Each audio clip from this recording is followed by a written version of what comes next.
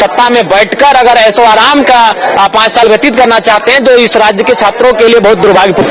हमें तो लगता है कि आग्रह करने पर भी सरकार नहीं मानेगी, क्योंकि उसी के कारण इन्होंने सरकार बना। सरकार को छात्रों के आक्रोश का सामना करना चाहिए, उनका आक्रोश का समाधान निदान कैसे उस दिशा में पहल करनी चाहिए। उन्होंने इसे गंभीर नहीं माना और आज इसका दुष्परिणाम है कि आज कई छात्र, सैकड़ों की संख्या में छात्रों का हाथ की उंगलियां फ्रैक्चर हुई है, पांव फ्रैक्चर हुआ है, सर फ्रैक्चर हुआ है और वो अस्पताल के स्ट्रक्चर में लेटे पड़े। हमें लगता है कि जब तक नीति नहीं बनेगी तब तक इसी प्रकार के आंदोलन होंगे, तब तक इसी प्रकार के धरने होंगे और इसी प्रकार छात्रों की पिटाई होगी, जो कि बहुत ही शर्मनाक है। मैंने सदन में पहले इस विषय से चेताया था मुख्यमंत्री को। मैंने उनसे कहा था, अध्यक्ष महोदय को बधाई देते हुए मैंने सरकार का ध्यान आकृष्ट करने का प्रयास किया था कि आप जाइए सदन से बाहर, सड़कों में जो छात्र बैठे हैं, आंदोलन महाआंदोलन कर रहे हैं, उनसे मिलिए, उन्हें संतुष्ट कीजिए, उनकी समस्या का निदान कीजिए। लेकिन उन्होंने इसे गंभीर नहीं माना और आज इसका दुष्परिणाम है कि आज कई छात्र, सैकड़ों की संख्या में छात्रों का हाथ की उंगलियां फ्रैक्चर हुई है, पांव फ्रैक्चर हुआ है, सर फ्रैक्चर हुआ है और वो अस्पताल के स्ट्रक्चर में लेटे पड़े हुए हैं। सरकार ने यह कह दिया कि ये विपक्ष प्रायोजित आंदोलन है। इसकी एक बात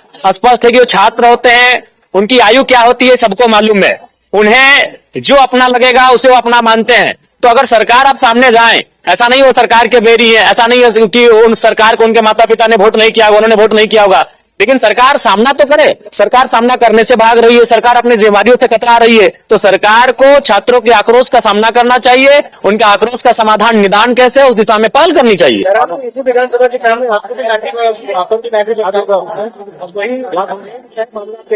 देखिए, हमें लगता है कि जब तक नीति नहीं बनेगी तब तक इसी प्रकार के आंदोलन होंगे, तब तक इसी प्रकार के धरने होंगे और इसी प्रकार छात्रों की पिटाई होगी, जो कि बहुत ही शर्मनाक है। इसीलिए आज चाहिए सरकार को छात्रों के विषय में गंभीर होने की आवश्यकता है।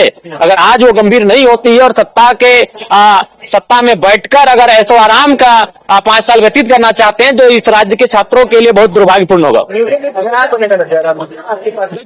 देखिए, नियोजन नीति जब तक आप अस्थायी रूप से नहीं बना पाए हैं तब तक आप चाहें प्रखंड स्तरीय या जिला स्तरीय भाषाओं में जो प्रतियोगिता की परीक्षाएं हैं उनको लेने का कार्य करें।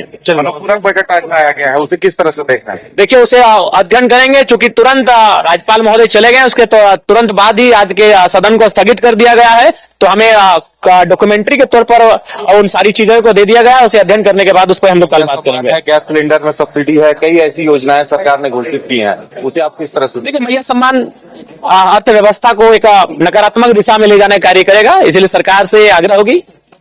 हमें तो लगता है कि आग्रह करने पर भी सरकार नहीं मानेगी, क्योंकि उसी के कारण इन्होंने सरकार बनाई है और अपनी सरकार बनाने के कारण ये आज जो अर्थव्यवस्था की हालत होगी ये हम सबों के सामने 5 साल में होगा।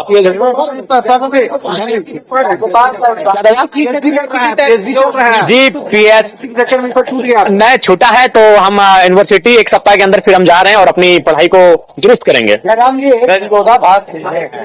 राज्यपाल के अभिभाषण में केंद्र सरकार 1,36,000 करोड़ रुपए देने हैं, उसके लिए कानूनी लड़ाई लड़ी। राज्यपाल के अभिभाषण तो आप लोग देखिए, कुछ विषय रहे जो आप जिन पे आप असंतुष्ट हो सकते हैं, बाकी जो विषय रहे वो महत्वपूर्ण विषय रहे। स्थानीय नीति, 3rd 4th ग्रेड में 100% नियोजन का मामला, GM लैंड रैयतों के पक्ष का मामला, सहारा के निवेशकों का मामला, महिलाओं को 33% आरक्षण का मामला, तो ये सकारात्मक पहल रहे राज्यपाल महोदय के, कुछ 1-2 विषय को छोड़कर। केंद्र से कानूनी लड़ाई के प्रति आप सहमत हैं?